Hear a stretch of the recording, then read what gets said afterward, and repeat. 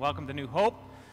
Welcome to a few visitors. I already had a chance to meet this morning. If you're here as a visitor, you probably heard that we're preaching on Barack Obama this morning. There was an article in the Herald yesterday.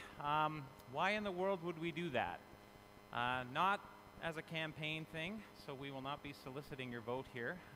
Not to idolize or to make an idol out of a political, messianic-like political candidate, but to look in behind things, or to at least engage the question of looking in behind things.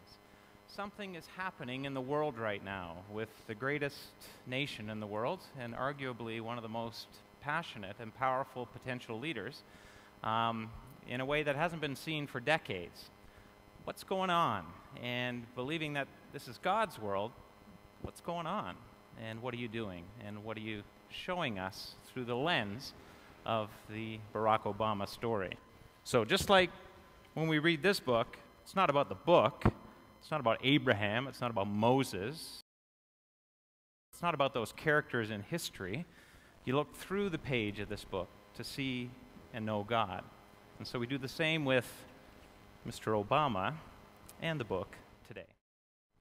We, as human beings and as nations, are made for hope, audacious hope. We're made to yearn for a leader and for a government and for a king who is just and fair, who possesses genuine character and real wisdom, whose charisma enlivens us, inspires us. We are made to feel that hopeful feeling that maybe things can be made right, and maybe things can really get better. Made to tremble at powerful words, at glorious ideals, at sometimes what would seem to be divine, out of this world visions. To be a person of faith is to long for these things. To be a human is to long for a Savior, someone to make it right again.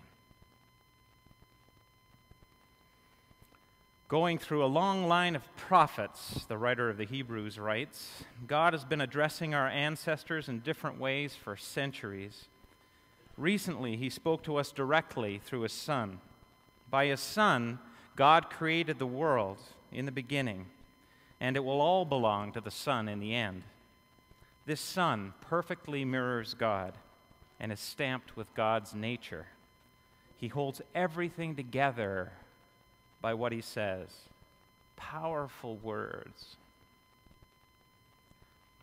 Throughout biblical history, for certain times and for certain places, for certain purposes, God raised up leaders.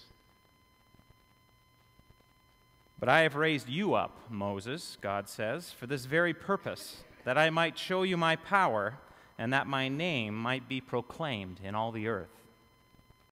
But when they cried out to the Lord, he raised up for them a deliverer to deliver us from the pain of life, the fear that causes all that pain in our guts and the anxiety, the meaningless and the hopelessness that we sometimes tread into. Never thought life would put us here, and we need to be saved out of this. The guilt, the shame, the emptiness, the relational brokenness with someone else, to deliver us. God made this world, and this world matters to him more than any of us can begin to imagine. And God cares about nations, and God cares about the leadership of nations. And God most certainly cares about the leadership of the greatest nation to ever inhabit our planet and lead in our planet, the United States. God cares for lost nations and people and sheep who are looking for a shepherd.